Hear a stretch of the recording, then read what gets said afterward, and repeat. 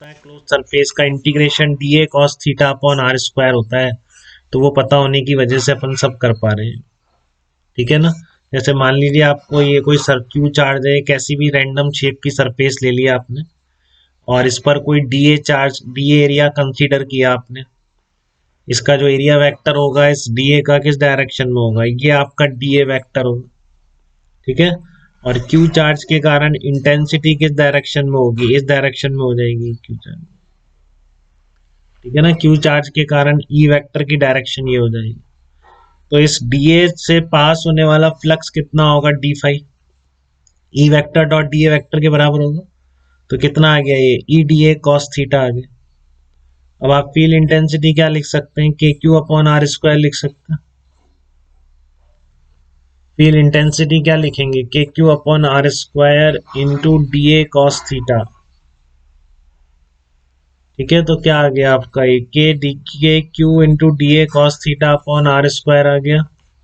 के Q constant है आपका। ठीक है ना। के क्यू कॉन्स्टेंट है तो ये बाहर आ जाएगा इंटीग्रेशन के क्यू को बाहर निकाल लिया।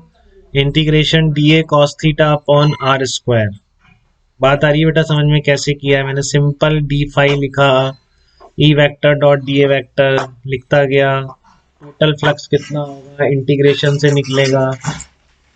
ठीक है। तो के क्यू को मैंने बाहर निकाल लिया वहां से, तो integration D A cos theta upon are square, integration D A cos theta upon are square क्या हो जाएगा, के क्यू इंटू इसका solid angle subtended by this surface.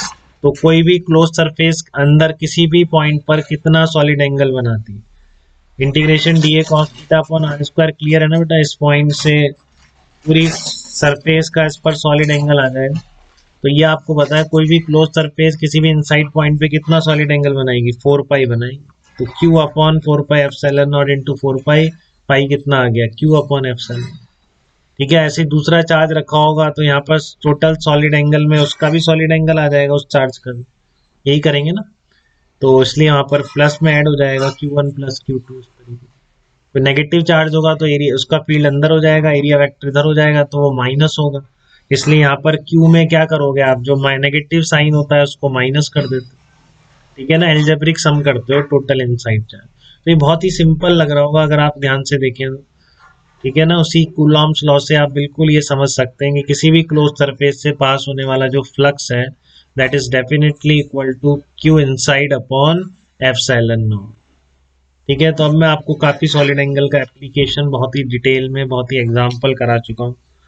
तो ऑप्टिक्स में जहां पर भी यूज हो, ऑप्टिक्स या मॉडर्न में मेनली यूज होगा, तो वहां पे आपको तुरंत स्ट्राइक करना चाहिए। ठीक है। क्लियर है यहाँ तक की बातें।